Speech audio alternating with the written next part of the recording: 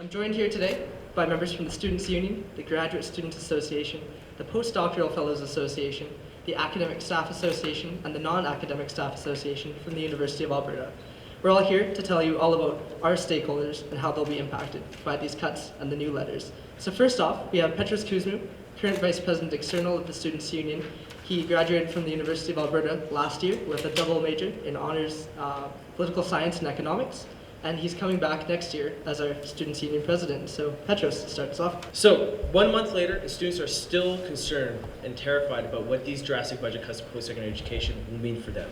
There are two primary areas of concerns for students. First, students are concerned that these cuts will increase the cost of getting a post-secondary degree in this province. Now, it's shocking to think that Alberta, the richest jurisdiction in North America, has the lowest post-secondary education participation rate in Canada.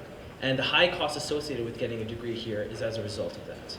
Now, since the 1990s, students have seen tuition increase 300% above and beyond inflation. And the quality of education has actually stagnated, resulting in families and students paying more for less. Institutions have already indicated their desire to increase fees that are unregulated by the provincial government, despite Alberta already having the highest fees in Canada. Additionally, while we're happy to hear the government promise to not increase tuition for next year, we are concerned that they will increase tuition for the year after that for specific programs. For instance, pharmacy in 2010 saw fee increases of 66% when we faced similar budget cuts. Second, students are worried about the quality of education that they're receiving. The government's demand for reducing program duplication stifles the academic ambitions of Alberta students and the reputation of its institutions. Furthermore, students are highly concerned that the cuts our institutions will make will be downloaded on the backs of students, from larger classroom sizes to less student services.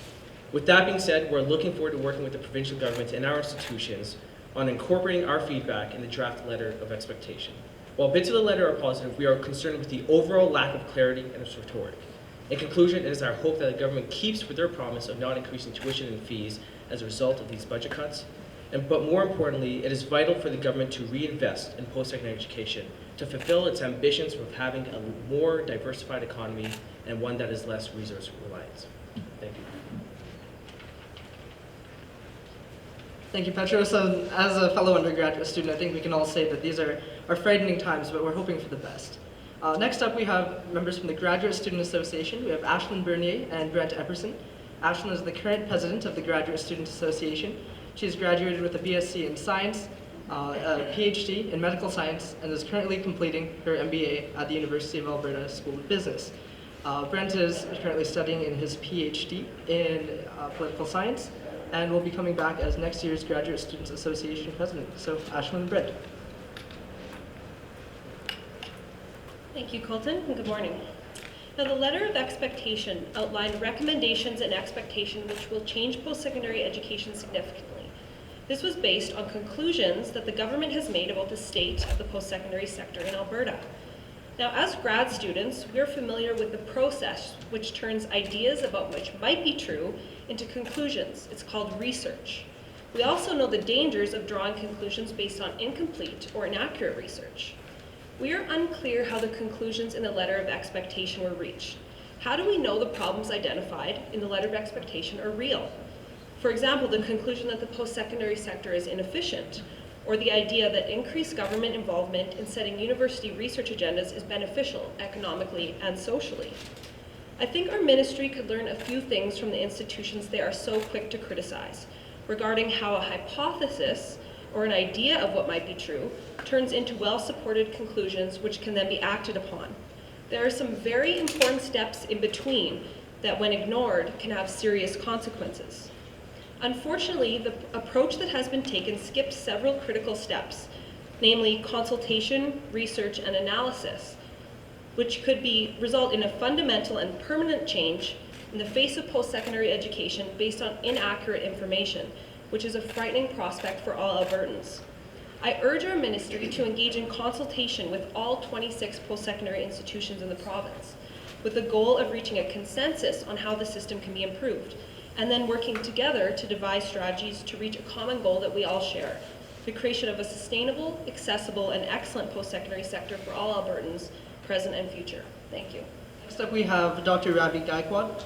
Ravi is the current president of the Postdoctoral Fellows Association. and has a PhD in physics from the United States and is currently studying in the Department of Chemical and Materials Engineering at the U of A. Dr. Kapoor. Good morning, everybody. The Postdoctoral Fellows Association is a group of about 700 people, and we are highly qualified researchers, all of whom have PhDs, and about 5 to 10 years of post-secondary experience. Incredibly concerned about the recent budget cut to post-secondary education. The budget may have proposed with great care and thoughtful process. However, the 7.2% cut to the post-secondary education will have adverse effects in the short and long run. Primarily, this will discourage highly qualified research like us and other prospective candidates to consider Alberta as a destination for education and employment in the academic as well as industrial sector. Thus, we foresee a decline in the recruitment of new trainees, which will further impact ongoing research activities. Very quickly, this creates a brain drain, which will impact Alberta's reputation for innovation and ingenuity. Higher education needs autonomy and freedom to deliver great innovation from research labs of post-secondary educations. Letter of expectations cannot truly support the research efforts carried out in the laboratories.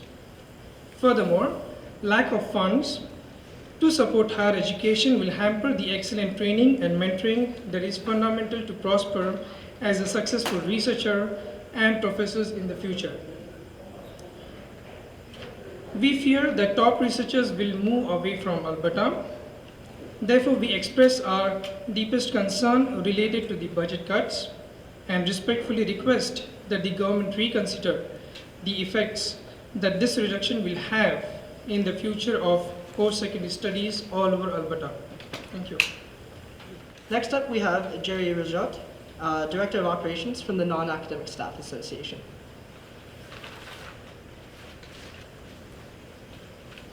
Thank you. The Non-Academic Staff Association, we're the support staff, the broadest group at the U of A, with very skilled, essential people. What these people all have in common is that they make this university work. They enable the faculty and the student body. They enhance the education experience, and they have immense pride in what they do. The truth is, we are not inefficient. We are not a group of people who aren't working hard. The cuts that are proposed, doing more with less, there is a real truth here. You do less with less.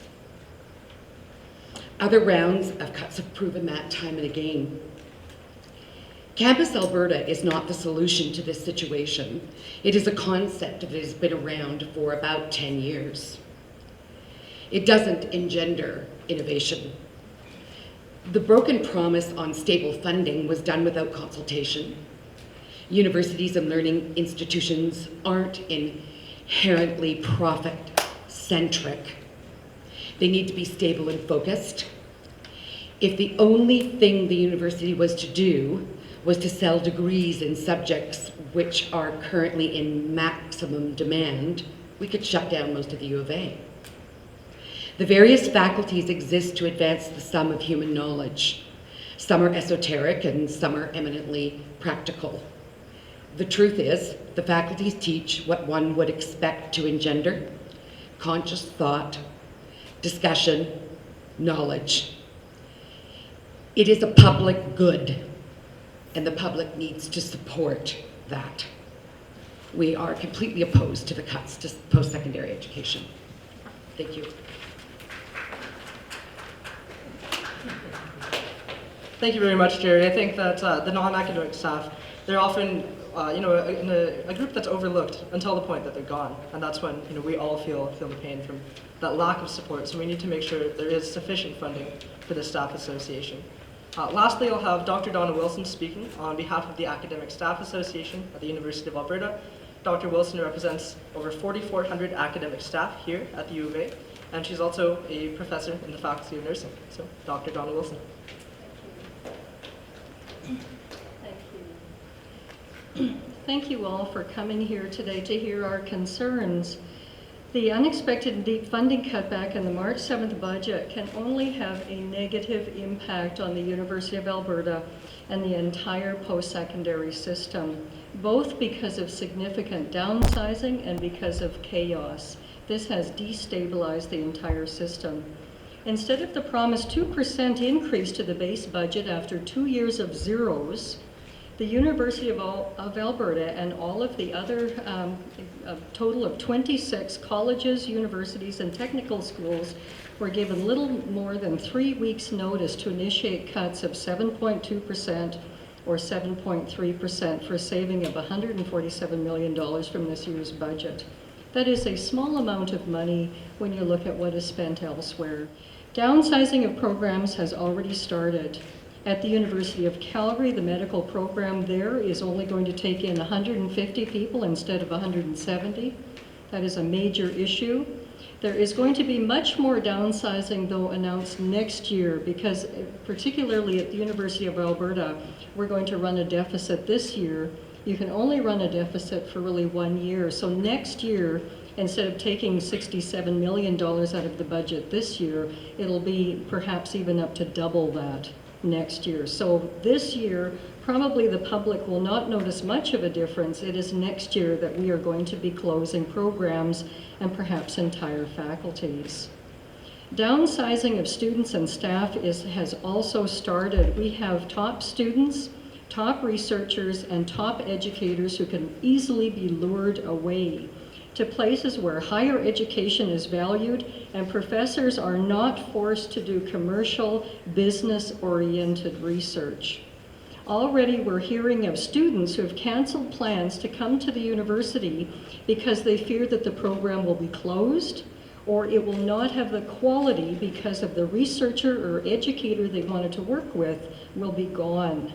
The second major concern, as you know, is this been highly unusual and unexpected letter of expectation.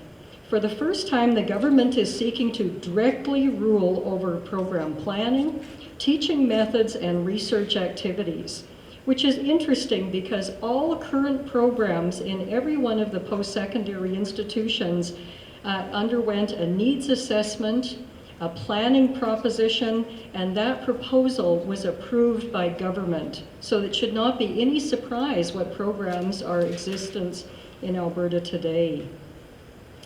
So our second major concern with that letter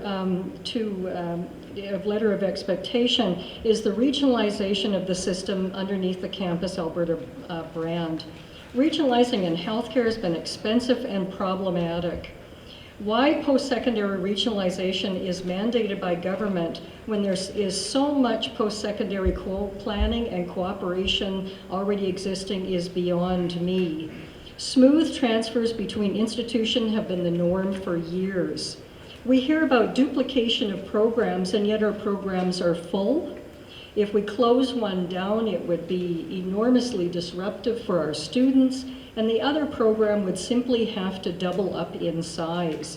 We hear about the need for efficiencies, and yes, we could lay off our 10 people who do payroll and send the work down to the University of Calgary, which would mean they would probably have to hire 10 people, or we could simply lay off all 20 and send that to India.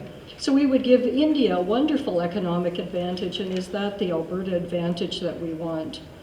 In closing, I'm going to say that the University of Alberta is a public university with a world-class reputation. Each year, nearly 10,000 graduates in a wide range of essential fields take employment and leadership roles, mostly in Alberta, but across Canada, around the world. Thank you, Dr. Wilson, and thank you to all the stakeholders who came out today to let us know how these changes will be affecting your constituencies. I think we can all say that we will be affected in slightly different ways, but I think we can all agree that the importance of investment in post-secondary education and making sure that academic freedom and quality education is kept as a key aspect of what we do here at the University of Alberta is so important.